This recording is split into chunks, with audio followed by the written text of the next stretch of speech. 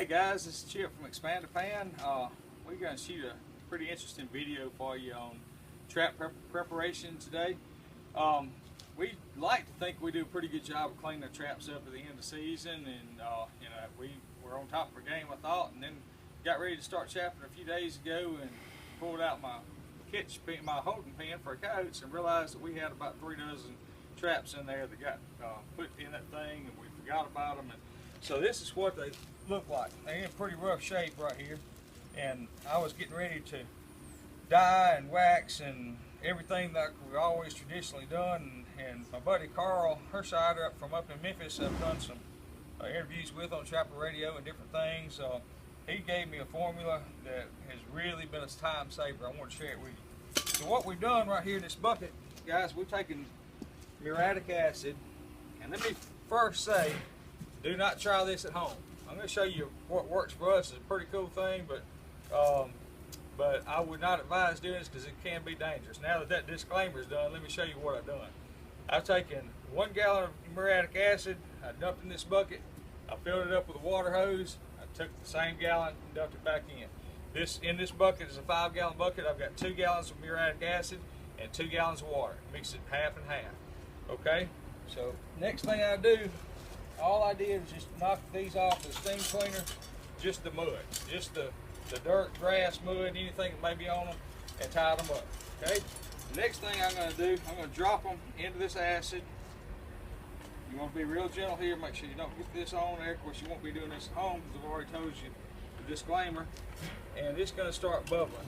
I think the camera can come over here in just a few minutes. Once it really starts going, you'll see some bubbles. Now what I'm going to do, grab my handy smartphone here, and I'm going to start my timer for 7 minutes, and we're counting down right now. So that's 7 minutes, and we're going to be stopping the video here for a second. We'll pick back up when we get ready to pull them out. But we're starting to roll pretty good. Let's see if we can't get a better camera shot of the acid itself with these in here with the bubbles. You'll see this bubbling action, and what this acid is actually doing is eating the rust and old paint and all that off. I think you're going to be really surprised when you see it here in just a few minutes. So 7 minutes later, we'll pick back up and we'll show you coming out of it and show you the next step. Okay guys, that's my timer going off. That's been 7 minutes right there that we had our rusty traps in the half and half muriatic acid. Here again, I know I said it a few minutes ago, but do not try this at home. It's going to be very dangerous. Seriously, you do not want to breathe these vapors. It's muriatic acid. You don't want to get on your skin. It will burn you. You don't want to get on your clothes. You go home naked. It will hurt you. So don't try this at home. But if you do, this is what we're doing. Half and half muriatic acid, 7 minutes in the rusty traps, and let's see what we got here. Wow. All the rust is gone. Now, the next step is very, very important. If I didn't do anything else, I wouldn't have traps after a little while. I could lay these here on the ground, and the acid is still on them. See, there's not a speck of rust left on those traps anymore, but the acid is still eating away at them.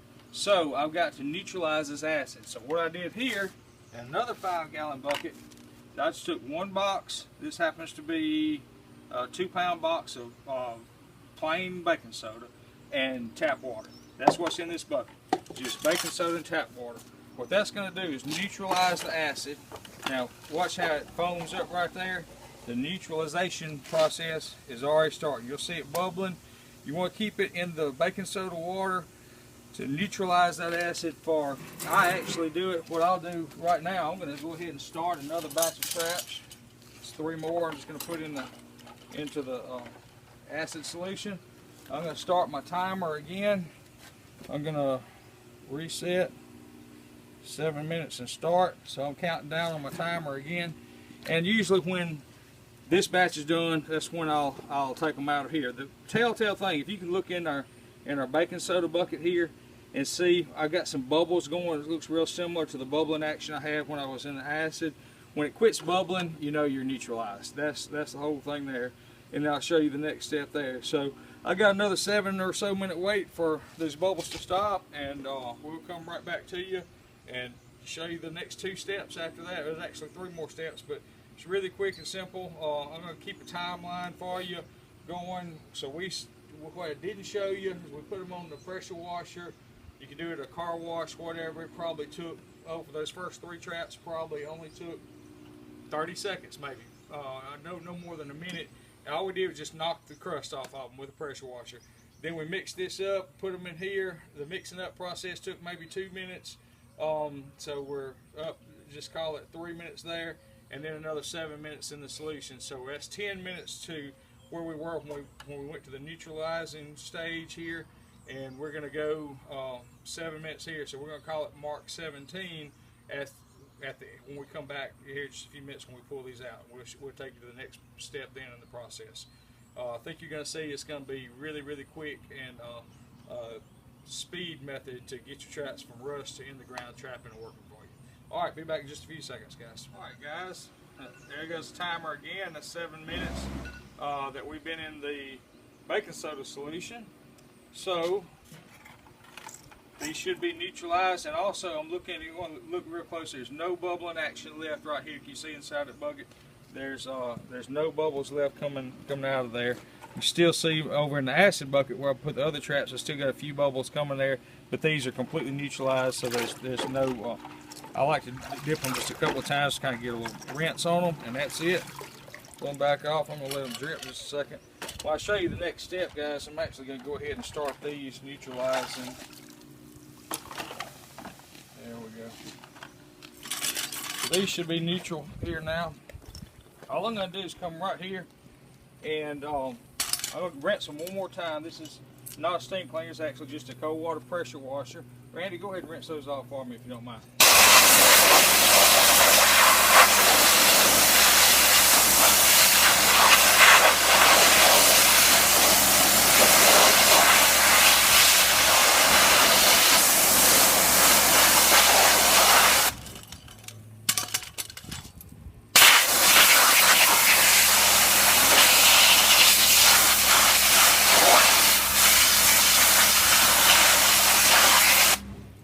Guys, now all the acid is off. The acid has been neutralized. Now we even rinsed it once again.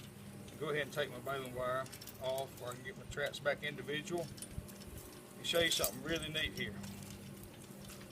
And that, I forget what we were at. I think we were around 15 minutes or so. Total time invested now from a really rusty trap down to a bare metal. What I do with my traps, I paint them. I'm going to paint some here for you in just a second. You can see I find that it's way quicker, way more efficient, and as far as the animals know it, when I dip this in the product that I'm going to show you here in a second, it's called Full Metal Jacket. When I dip it in that stuff, I cannot tell a difference in the wax as far as the job. It's scent free at that time. It's real durable. We're a bare metal trap right now. That is bare raw steel right there. Left untouched, this will go to rust really, really quick. It won't take long to rust. It's actually a pretty good little way to treat brand new traps. It'll melt that oil film off there in a hurry, and it'll have them rusted up. So if I don't touch that, it's going to rust extremely quick here. But what I'm going to do, go ahead and bring my air, Randy, and we're just going to blow these off with compressed air, and then I'm going to go right to painting that quick. And so what happens is the paint is going to protect the trap. The Full Metal Jacket that we're going to put on is going to protect the paint. So go ahead and get those dry for me.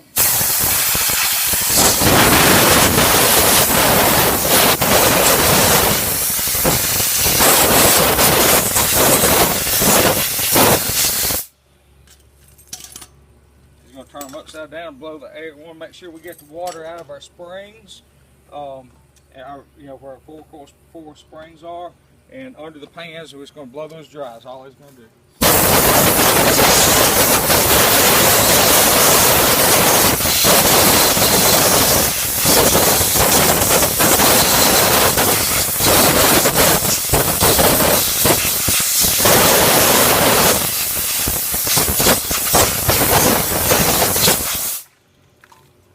Alright, now these traps are dry.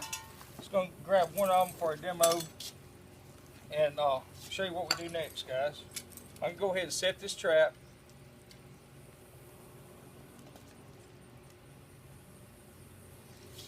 And once I got it set, I'm just going to take some OD green spray paint. I'm just going to coat everything here.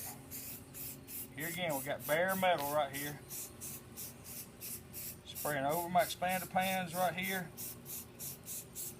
I can kick it up sideways, get the edges. I like to do one side at a time. I like to do the chain real good too. One thing I was going to show you too, look at how my copper trap tags, how clean they came. They were pure rust a second ago. I know it's copper and it's not supposed to rust. Anyway, now I've got a coat of OD green. Now what I do on mine, this is not necessary. I'll take 3 more cans of spray paint just to give it a little bit of color here. I know the paint's still wet, it doesn't matter. This is just kind of a pale green right here. I'm just going to splotch it. 2 or 3 splotches like that. Once I got that done, set that one down. Take my tan camo paint. I'll put little stripes in here like this.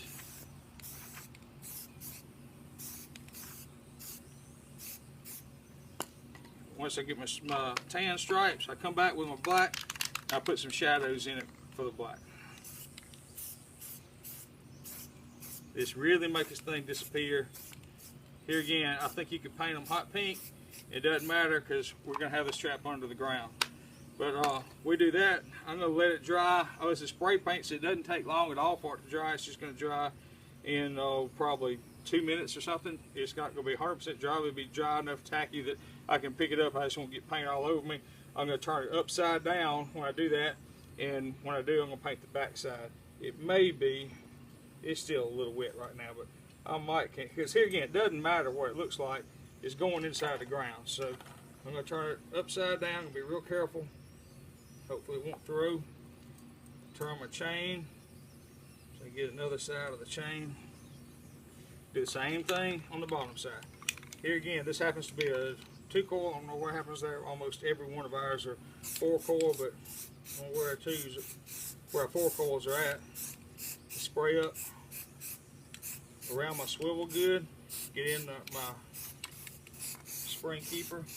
Here again, I'm being pretty sloppy with this paint because my paint's what's protecting my trap.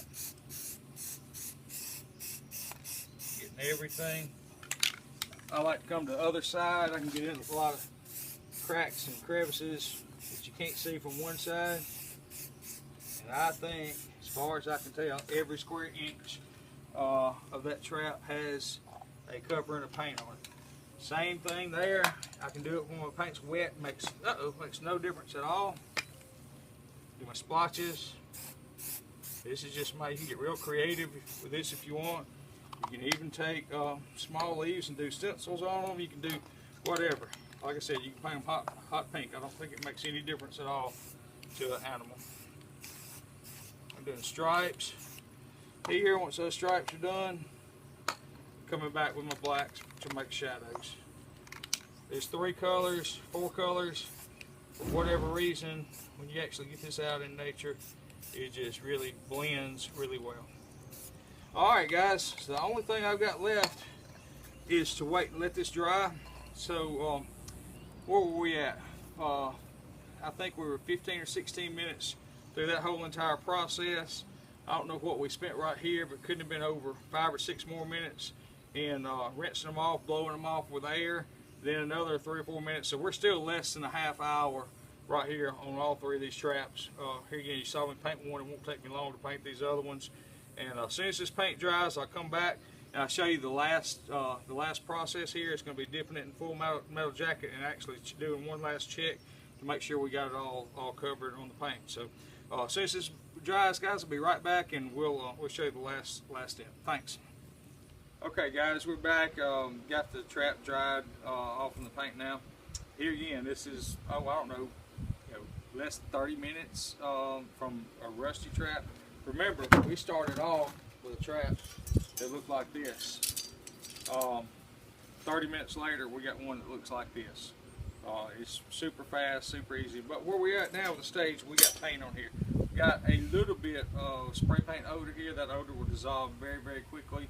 But I can I can smell just a little bit of new paint, fresh paint smell. So, and also that paint would still flake off pretty easy because it's spray paint. So what we're going to do, we got this product right here. If the camera can kind of look at this, actually Predator Control Group originally put it out. I think it's you can get this. I know you can get it at Oki Cable and Trap Supply. I think you can get it F&T as well. But it's called Full Metal Jacket. It comes in a gallon jug. This stuff will last if you keep it clean. You can reuse it pour it back up in the jug. You can reuse it several times. One important thing here: you are not supposed to let this freeze. I'm not exactly sure of the chemical component here, but I'll shake it good. I'm gonna pour it straight in a 5-gallon bucket. I got an empty 5-gallon bucket right here.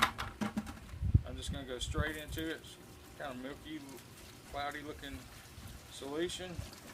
I'm just gonna pour my whole entire jug in here, and I'm gonna funnel this back in the same jug when I get done in a few minutes. What this Full Metal Jacket is going to do is going to coat the surfaces. I'm going to go ahead and throw this trap here.